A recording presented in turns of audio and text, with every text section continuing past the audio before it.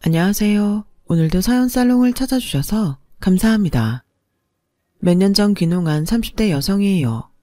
시골에서 나고 자란 제가 10년 넘게 서울에서 살면서 가장 서러웠던 때가 언제였는지 아세요? 출신 대학과 부모 직업 때문에 차별당할 때였어요.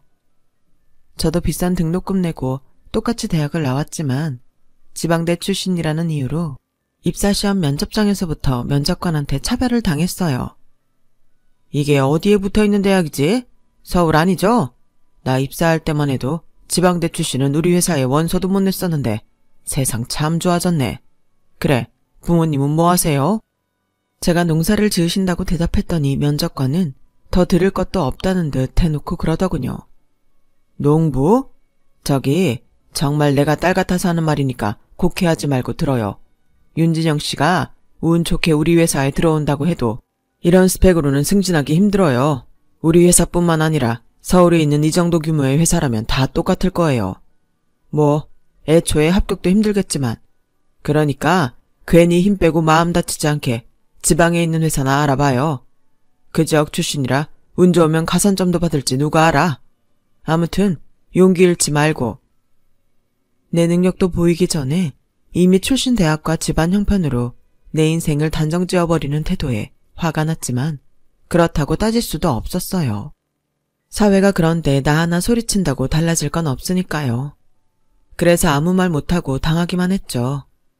그해 저는 100여 통에 가까운 이력서를 낸 끝에 운 좋게도 서울에 있는 회사에 취직할 수 있었어요. 하지만 그곳에서도 차별은 여전했어요. 똑같이 입사를 했지만 학연 지연에 따라 맡게 되는 업무가 달랐고 특히 인사고과에서 불이익을 받았거든요. 동기들이 금방 대리 승진을 한 거와는 달리 저는 대리까지 올라가는데도 훨씬 오랜 기간이 걸렸어요. 웃긴 건 업무 실적으로 보면 제가 그들보다 점수가 더 높았다는 거였죠. 기울어진 운동장에서 자존심 다쳐가며 일했던 저는 또 한 번의 시련을 맞게 되었어요. 바로 결혼 때문이었죠. 친구 남편의 대학 동기였던 제 남편은 당시 의료기기 회사에 다니고 있었어요. 영업을 하는 사람이라 사람 대하는 게 익숙해서 그런지 처음 만났을 때에도 거리감이 들지 않을 정도였어요. 성실하고 선한 사람이지만 고지식한 면 때문에 손해를 보는 타입이었어요. 일은 죽어라 혼자 하고 실적은 남한테 뺏기는 편이었죠. 게다가 돈도 안 되는 일에 인정상 뛰어들어 일만 죽어라 하는 적도 꽤 많았어요. 그래서 남편한테 청혼을 받고도 좀 망설여지더라고요. 경쟁사회에서 남들한테 뒤처지기만 하는 남자랑 산다는 건 어지간한 믿음이 없이는 불가능한 일이니까요. 솔직히 저도 그리 이득을 보는 타입이 아닌데 남편마저 그 모양이면 집안이 제대로 돌아갈까 싶은 게 걱정도 많이 됐고요. 그렇다고 이제 와서 남편의 그런 성격 탓에 안 되겠다고 하는 것도 웃기더라고요. 따지고 보면 제가 남편한테 반한 것도 선한 마음 씀씀이 때문인데 말이죠. 그래서 결혼 전에 다짐을 받았어요. 자기야, 우리도 가정을 꾸리려면 지금처럼 남들한테 손해만 보고 살아서는 안 된다고 생각해. 부모가 돼서 자식 키우고 살려면 조금은 변해야 되잖아. 우리도 조금만 이기적으로 살자. 나랑 약속해 줄 수 있지? 그 말에 남편은 허허실실 웃었지만 제 표정이 굳어있는 걸 보더니 이내 알겠다고 대답해 주더라고요. 말 한마디로 모든 문제가 해결되는 건 아니지만 그때는 살짝 부는 바람에도 마음이 왔다 갔다 할 정도로 갈등이 심했던 시기라서 남편의 약속이 큰 힘이 되었어요. 결혼 결심을 하고 양가 부모님을 찾아뵙는데 신기한 걸 발견했어요. 저희 시아버지는 제 남편과 성격이 똑같고 시어머니는 시동생과 성격이 판박이라는 거였죠. 피는 못 속인다는 말이 맞더라고요. 남편보다 3살 어린 시동생은 살면서 손해 한 번 안 보고 산 사람 같았어요. 계산도 빠르고 상황 파악도 빠른 게 얼마나 영악한지 몰라요. 제가 시댁에 인사드리러 간 날도 시부모님을 제쳐두고 시동생이 제게 연봉과 보너스를 묻더라고요. 회사가 작아서 그런가 생각보다 연봉이 얼마 안 되네요. 형, 앞으로 열심히 벌어야 되겠다. 형이랑 형수가 버는 돈 합해봐야 서울에서 내 집 장만하기 힘들겠어. 벌써부터 앞날이 걱정된다. 얌마, 우리 집 장만하는 걸 왜 네가 걱정을 해? 넌 네 일에나 신경 써. 남편이 버럭 소리치자 시동생이 피식 웃으며 그러더군요. 형, 그래서 나는 있는 집 여자 만나 결혼하려고 그러잖아. 나 지금 만나는 애가 뭐하는 집 딸인 줄 알아? 서울에 건물만 3개 가지고 있는 집 외동딸이야. 걔네 오빠는 개인병원 원장이고 우리 집처럼 집불도 없는 집에선 돈 있는 여자 만나 결혼하는 게 성공하는 지름길이라니까. 형수님 되실 분 앞에서 할 말은 아니지만 둘 다 없는 형편끼리 만나서 결혼해봐야 뭐가 나아지겠어요. 맨날 지질이 궁상이지. 뭐 그렇다고 형이랑 형수 보고 지질이 궁상이라고 하는 건 아니니까 너무 기분 나빠하지는 말고. 어찌나 말을 못돼 처먹게 하는지 시부모님만 안 계셨으면 머리를 한 대 쥐어받고 싶을 정도였어요. 그런데 시어머니가 오히려 자기 아들 편을 들면서 그러시지 뭐예요. 그건 우리 둘째 아들 말이 맞다. 남자는 자고로 돈 있는 처가덕 보고 살아야 되는 거야. 뒷배가 있어야 밖에서 일할 때도 남한테 기도 덜 죽는 거 아니겠니? 아, 내 친구들은 있는 집 며느리도 턱턱 들이던데 어떻게 내 아들은 그런 재주도 없는 건지 원. 부모님이 시골에서 농사 지으신다고? 네, 쌀농사랑 과수원을 하고 계세요. 그래? 그럼 적어도 쌀이랑 과일은 안 사 먹어도 되겠구나. 뭐 일이 이렇게 된 거 어쩌겠니? 부모한테 손 벌리지 말고 니들 힘으로 잘 살아야지. 안 그러니? 시어머니는 마치 손해보는 장사하는 장사꾼처럼 잔뜩 우거지상을 하고선 마지못해 결혼을 허락해 주셨어요. 그날 시댁을 나오는데 남편이 제 손을 꼭 잡고는 제 눈치만 보더라고요. 자기는 저희 집에 인사 가서 과분한 대접을 받고 온 뒤라 미안해 그런 모양이었어요. 시댁에 인사드리고 온 후로 기분이 많이 상해 있던 저는 생각지도 못한 시아버지의 방문에 결혼 결심을 굳힐 수 있었어요. 점심시간에 맞춰 저희 회사 앞으로 오신 아버님은 지난번 방문 때 마음 상했을 거라며 미안하다고 밥이라도 사주러 왔다고 하셨어요. 아가, 나는 네가 참 마음에 든다. 시댁에 처음 인사 온 자리에서 싫은 소리 듣고도 내색 않고 참아주는 게 어디 쉬운 일이니? 심성도 곱고 마음 씀씀이도 넓은 내가 며느리로 와준다면 내가 더 바랄 게 없다. 우리 큰애가 고지식하고 융통성은 좀 없어도 자기 사람 눈에 눈물 뽑는 짓은 안 할 놈이다. 그건 애비인 내가 보장하마. 그러니 마음 풀고 내 며느리로 와다오. 며느리 사랑은 시아버지라고 하지 않든 내가 네 시어머니 목까지 잘해주마. 제가 상처받았을까봐 직접 와서 위로해 주시는 아버님을 보니 그래도 시댁에 내 편이 둘은 있는 것 같아서 위안이 되더라고요. 마지막까지 결혼을 갈등하던 저는 아버님의 방문을 기점으로 결혼하기로 확실히 마음을 정했어요. 양가 모두 형편이 그리 좋은 편은 아니어서 저희 둘이 벌어놓은 돈으로 집이랑 살림을 장만해야 했어요. 비록 대출을 잔뜩 낀 작은 평수의 전셋집이었지만 내 마음껏 내 손으로 꾸며 살 수 있어서 좋더라고요. 시간은 흘러 우리가 결혼하고 2년 뒤 시동생이 결혼을 하게 되었어요. 있는 집 딸이랑 결혼을 한다고 그렇게 자랑을 하던 시동생은 결혼을 앞두곤 저희한테 돈을 꾸러 왔더라고요. 형 좋다는 게 뭐야. 동생이 힘들 때 형이 안 도와주면 누가 도와줘. 형도 알다시피 우리 처가가 좀 잘 살아. 딴 건 몰라도 멀쩡한 집은 해가야 나도 기 안 죽고 살지. 그러니까 딱 5천만 해줘. 응? 야마, 나한테 그런 돈이 어딨어. 우리도 대출금 갚느라 허리가 휘는데.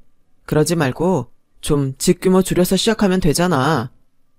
아, 모르는 소리 좀 그만해. 돈도 투자를 해야 버는 거 몰라. 내가 그지 같은 집 해가면 처가에서도 나한테 돈 안 풀 거란 말이야. 안 그래도 결혼하면 회사 때려치우고 독립할 생각인데 집도 변변히 못 해가면 처가에서 나 믿고 사업자금을 대주겠어? 그러니까 부탁 좀 하자. 형수 친정에 돈 좀 없어요? 내가 금방 갚아줄 테니까 몇 천만 끌어다 주세요. 아, 나 좀 살려달라고요. 막무가내로 돈 내놓으라고 떼를 쓰는 시동생을 보니 기가 차서 말도 안 나오더라고요. 시동생이 한바탕 난리를 피우고 돌아가자 남편이 베란다로 나가 한숨만 푹푹 쉬더라고요. 아무리 철없는 동생이지만 맞이인 자신이 동생 결혼하는데 모른 척할 수는 없어서 그런 것 같았어요. 저희 결혼할 때 시동생이 해준 건 축의금 50만 원이 다였지만 형이 돼서 똑같이 50만 원만 해줄 수는 없잖아요. 여보, 나한테 적금 들어놓은 돈이 좀 있는데 그거라도 깨서 빌려주자.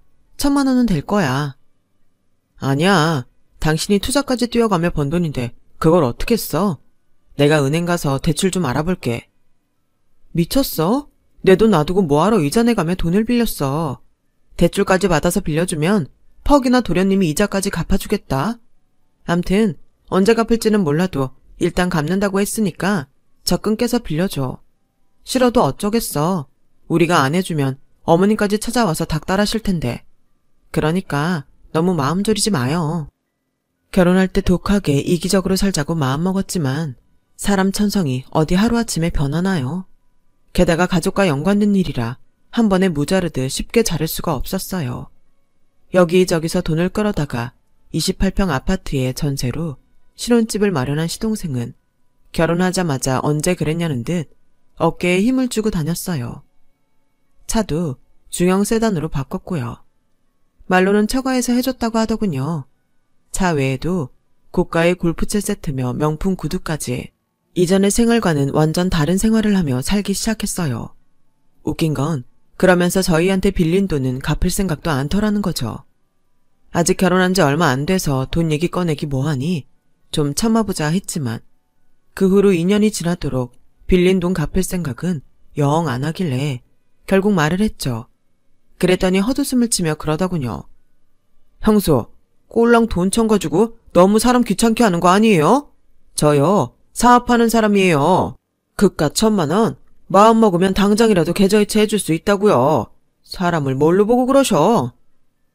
그래요. 그럼 잘 됐네요.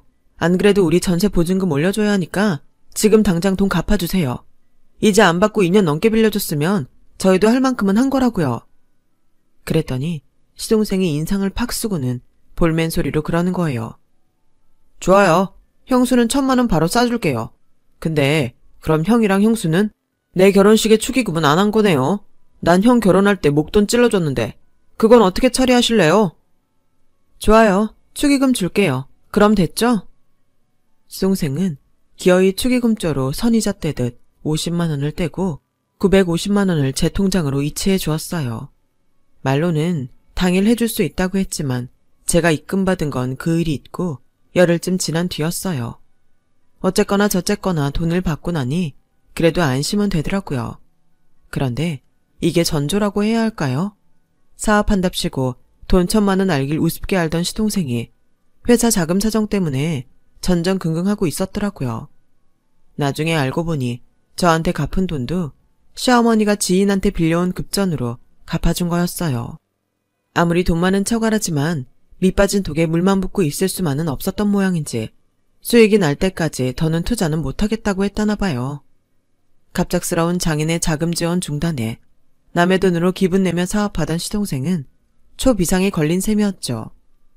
상황이 그러면 씀씀이를 줄이고 계획성 있게 지출 관리를 해야 하는데 시동생과 동서는 그러지 않았어요.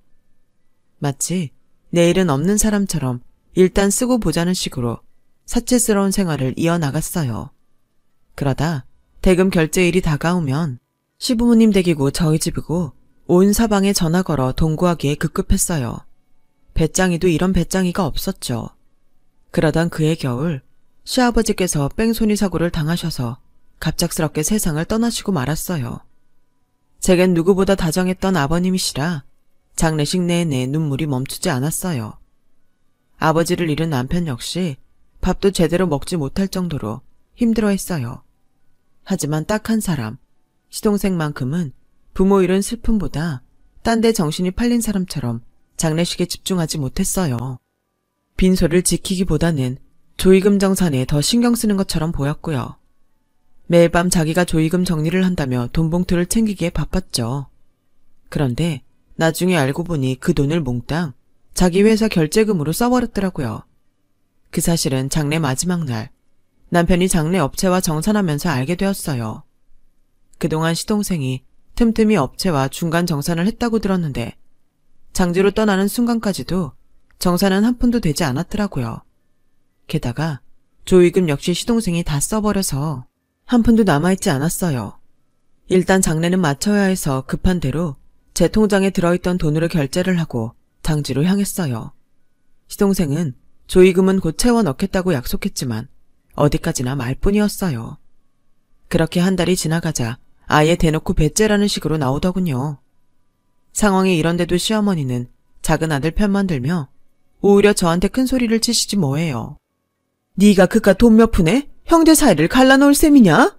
살다 보면 힘들 때 돕고 살 수도 있는 법인데 어쩜 그렇게 야박하게 굴어. 암튼 둘째가 회사 사정 좀 나아지면 갖겠다고 했으니까 그때까지는 잠자코 기다리도록 해라. 어머님, 죄송하지만 그렇게는 못해요. 매번 어머님이 도련님을 싸고 만드니까 매번 이런 식으로 나오잖아요. 다른 것도 아니고 돌아가신 아버님 조의금이에요. 그걸 아무렇지 않게 가져다 쓰는 행동 자체가 문제라고요. 사업하다 보면 안 될 수도 있죠. 그걸 탓하지는 않아요. 문제는 대응 방법이라고요. 회사는 자금난으로 자생할 기미가 없는데 사장이라는 사람은 회사를 살릴 생각보다는 분에 넘치게 사치스러운 생활을 하기 위해 회사를 핑계로 돈 끌어다 자기들 먹고 쓰고 사는데 쓰고 있잖아요. 그게 회사 살리겠다는 사람 행동인가요? 이런 식으로라면 앞으로 아무리 많은 돈을 쏟아부어도 그 회사 못 살려요. 절대 회생 못한다고요. 네가 아주 시동생 회사 망하라고 악담을 퍼붓는구나. 아주 내 새끼 망하라고 고구를 해. 어머님은 말이 통하지 않았어요. 보다 못한 남편이 나서서 시동생을 찾아가 단판을 지었고 얼마 뒤 시동생이 제 통장으로 돈을 입금해주면서 사건은 일단락됐어요. 하지만 진짜 문제는 그 다음이었어요. 아버님 49제가 끝나기도 전에 어머님이 저희랑 합가를 하시겠다고 짐 싸들고 저희 집으로 들어오신 거예요. 아버님도 없는 집에서 살려니 많이 적적하시다는 게 이유였죠. 예, 내가 니들이랑 살면 니들도 좋지. 안 그러니? 애도 니네 친정어머니한테 안 맡겨도 되고 살림도 내가 대신 살아줄 테니 얼마나 편하고 좋니? 나도 내 생각만 하고 합가하자는 거 아니다. 서로 득보자고 하는 거라고. 손주를 봐주시겠다며 당당하게 합가를 요구하시는 시어머니 통해 결국 저희 어머님을 모시게 됐어요. 떨어져 살 때는 몰랐는데 막상 같이 살다 보니 그동안 몰랐던 것들도 많이 알게 되더라고요. 끝까지 몰랐으면 좋았을 것까지 말이에요. 예를 들자면 차별적인 시어머니의 사돈 선물이랄까요. 하루는 저희 엄마 환갑을 앞두고 어머님이 벽장에 쟁여두었던 새 이불 한 채를 꺼내셨어요. 설마 저걸 선물로 내놓는 건 아니겠지? 하고 생각했는데 맞더라고요. 그 말에 기분이 확 상했어요. 이불의 정체를 알고 있기 때문이었죠. 저희 동네 초입 건물의 3층에 깔새로 들어온 건강보조식품 판매점이 있는데 거기서 나이든 어른들한테 물건을 팔아먹을 욕심에 미끼 상품으로 질 떨어지는 제품을 1,000원에서 5,000원 정도에 팔고 있었어요. 이 이불도 그런 거였어요. 어머님이 이 이불을 사오신 날 이걸 단돈 5,000원 주고 산 이불이라고 하도 자랑을 하셔서 기억하고 있었죠. 이거 이래봬도 꽤 쓸만한 거다. 안 싸던 환갑 선물로 보내드려라. 시골에서 농사 짓는 양반들이 덮을 거는 변변히 가지고 살겠니? 넌 시집 잘 온 줄이나 알아. 세상에 어떤 시어머니가 안 사돈 환갑까지 챙기겠냐. 나나 되니까 해주는 거야. 참, 고양이 쥐 생각해주는 꼴이었죠. 시어머니는 한 번 덮으면 보풀이 생기는 싸구려 5,000원짜리 이불 한 장 던져주곤 갖은 생색은 다 냈어요. 이런 이불은 저희 집에서도 안 덮는데 말이죠. 시골에 산다고 사람 우습게 하는데 사람 사는 게 다 같은 거 아니겠어요? 내가 쓰기에 아쉬운 물건은 누가 써도 아쉬운 걸 텐데 시어머니는 그걸 몰랐어요. 그리고 그 무렵 저희 친정은 전과 달리 생활이 많이 나아진 상황이었어요. 농대를 나온 남동생이 아빠가 하시던 과수원을 물려받아 온라인 판매처까지 구축해 꽤 성공시킨 참이었거든요. 중간 유통 단계 없이 소비자한테 바로 팔 수 있어서 마진도 많이 남았고 그렇게 얻은 수익으로 종자 개발과 포장에도 신경을 써서 사업 확장을 하고 있었으니까요. 거기다 우리 집을 비롯해 마을 주민들이 수확한 농산물들도 온라인 유통을 통해 판매하고 있었어요. 마을 청년들이 합심해 온라인 홈페이지 관리부터 반품 환불까지 여느 인터넷 쇼핑몰 못지않게 운영한 덕에 금세 자리를 잡을 수 있었고 더는 팔로우 걱정과 중간 상인들의 횡포에서도 벗어날 수 있었죠. 남동생 덕분에 저희 부모님은 철마다 해외로 효도 관광도 떠나시고 엄마의 환갑을 기점으로 부부가 캠핑카로 전국 일주까지 준비 중이셨어요. 시어머니가 생각하는 총구석 농부가 아니란 얘기죠. 친정 살림이 나아지는 사이 제 남편은 퇴직을 고민하게 되었어요. 문제의 시발점은 바로 동서 친정 오빠의 횡포였죠. 아시다시피 저희 남편은 의료기 회사 영업직 직원인데 실적 때문에 늘 마음고생을 해야 했어요. 그러다 동서가 자기 오빠 병원에 의료기기를 납품하게 도와주겠다고 해서 사돈이 하는 병원으로 갔죠. 팜플렛을 펼쳐들고 열심히 설명을 했더니 며칠 생각을 해보겠다며 가서 기다리라고 하더래요. 그런데 팜플렛을 주고 온 지가 일주일이 넘었는데 연락이 없는 거예요. 목마른 사람이 우물 판다고 남편은 사돈 병원으로 찾아갔지만 기다리라는 말만 할 뿐 번번이 바람을 맞춘 거죠. 사람이 뻔히 로비에서 기다릴 걸 알면서도 뒷문으로 빠져나가 몰래 퇴근하거나 수술 들어갔다는 거짓말로 사람 똥개훈련을 시켜댔어요. 그렇게 한 달가량 지난 어느 날 동서가 저를 찾아와 그러더군요. 형님, 사람이 눈치가 있으면 절에서도 고기를 얻어먹는다 그랬어요. 어쩜 아주버님은 영업한다는 사람이 그렇게 융통성이 없어요? 한두 푼 하는 기계도 아니고 그 정도 물건 팔아줄 사람한테 대접은 필수 아닌가요? 요즘 같은 경쟁사회에서 어떻게 살아가려고 그렇게 사나 몰라? 이거 우리 오빠가 요즘 눈독 들이는 골프채 세트예요. 여기다 백까지 해서 보내라고 하세요. 아, 그리고 병원 식구들 회식 좀 하게 금일봉도 좀 넣어주시고요. 남편한테 그 얘기를 했더니 한숨을 푹 쉬고는 그러더라고요. 재수씨가 그래? 원하는 거 보내주면 우리 회사랑 거래하겠다고? 동서말로는 그러더라고. 그런데 의료기기가 그렇게 비싸? 뇌물로 이런 것까지 해주고도 마진이 남을 정도냐고. 장비에 따라서 다르긴 한데 그게 문제가 아니야. 알아보니까 사돈이 우리 회사 말고 다른 회사에도 접촉을 했던 모양이더라고. 우리 경쟁업체에서 이미 많이 받아먹은 모양이던데 그런 사람이 이 깎아 보내준다고 우리랑 계약하려 들겠어? 그동안 받아먹은 돈이 얼만데 괜히 이번 계약 때문에 시간만 뺏기고 헛고생만 한 것 같아. 요즘 회사 사정도 어려워서 회사에선 이번 계약 못 따내면 정리해고 명단에 오를 각오하라고 하는데 솔직히 난 이 계약 하고 싶지 않다. 괜히 해봤자 앞으로 곤란한 일만 더 생길 것 같거든. 그래서 말인데 여보, 우리 시골에 내려가 살지 않을래? 내가 처남이랑 얘기를 좀 해봤는데 요즘 처남이 하는 사업이 잘 돼서 일손이 많이 필요하대. 괜찮으면 내려와서 같이 하자는데 당신 생각은 어때?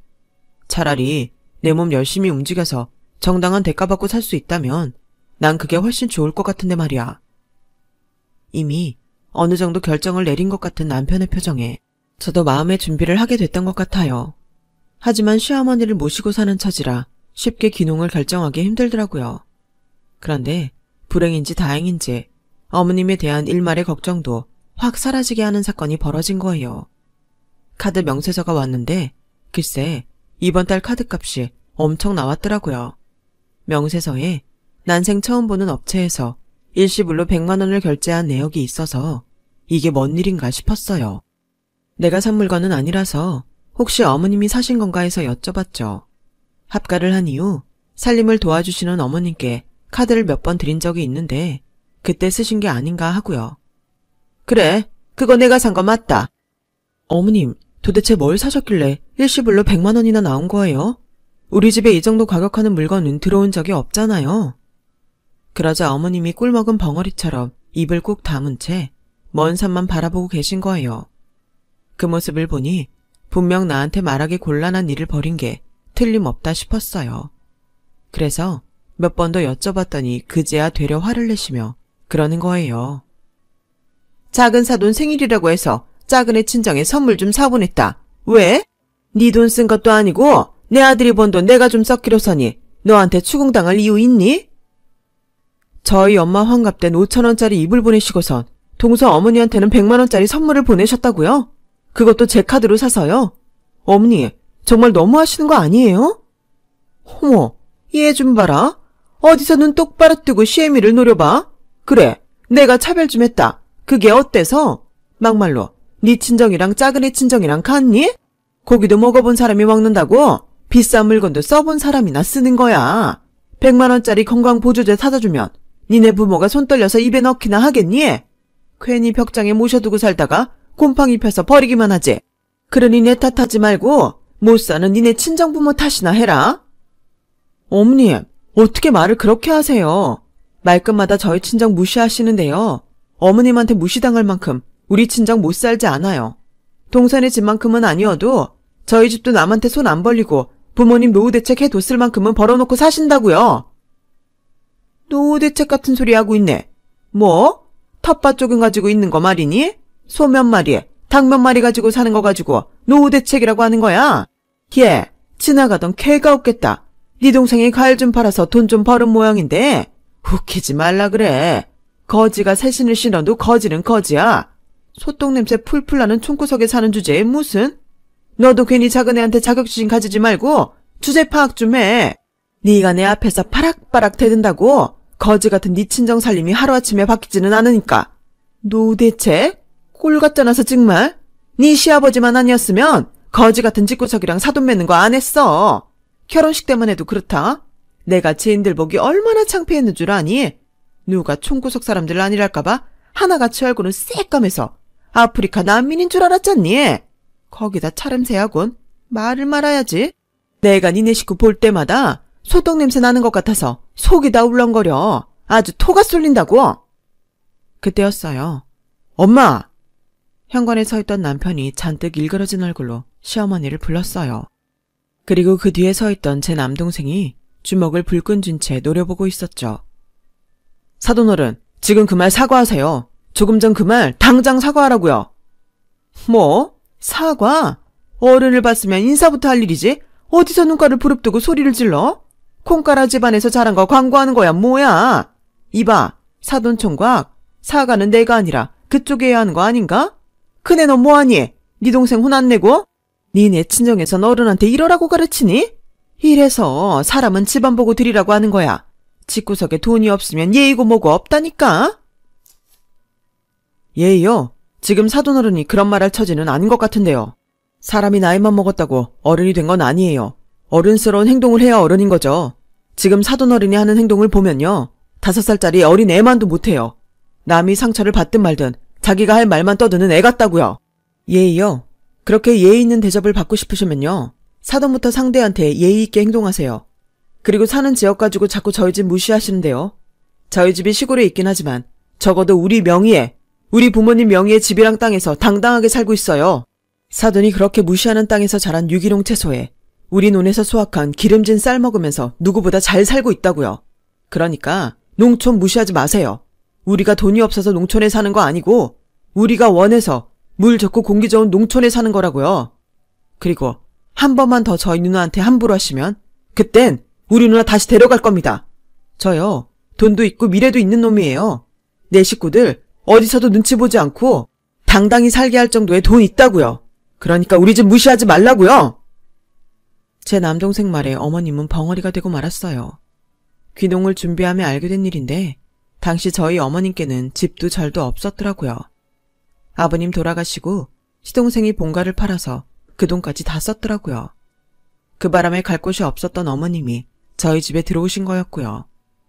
저희 부부한테는 집 한 돈으로 노후대책 삼아 은행에 고금리 예금을 들었다고 했지만 다 거짓말이었어요. 1년의 사건으로 어머니께 완전히 정이 떨어진 우리 부부는 살던 집을 처분하고 저희 친정이 있는 고향으로 내려왔어요. 마을에 빈집 하나를 사서 리모델링을 하고 본격적으로 귀농 생활을 시작했죠.